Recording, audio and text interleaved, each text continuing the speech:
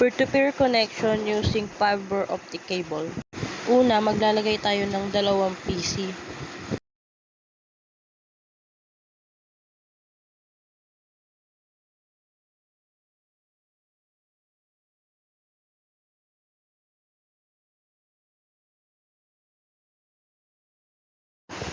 Tapos pupunta lang tayo sa PC. Yan, off natin muna bago natin matanggal to.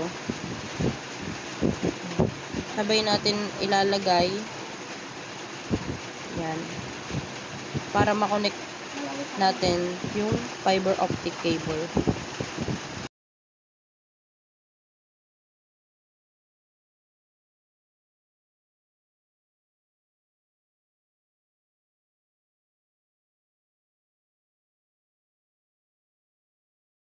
Kapag okay na, i-connect naman natin yung fiber optic cable. Yan, i-connect lang natin siya sa kabilang PC. Tapos, lagyan na natin siya ng IP address. 192.168.0.1 yung IP address ng first PC natin. And second PC naman, 192.168.0.2. Pagtapos nun, IP config na natin siya. IP config. Piping lang natin yung isang PC sa kabilang PC, and ganun din yung gagawin natin sa kabila.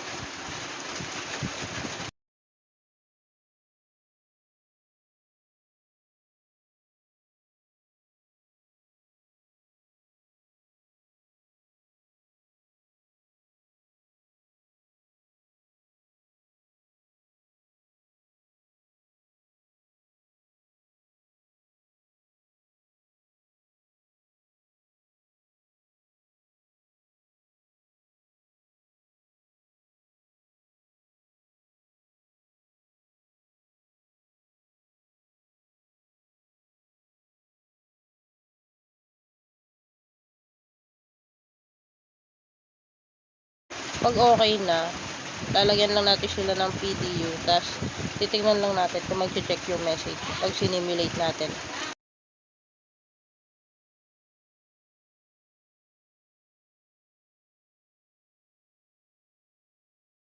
Yan, pag nag-check na, ibig sabihin connected na sila.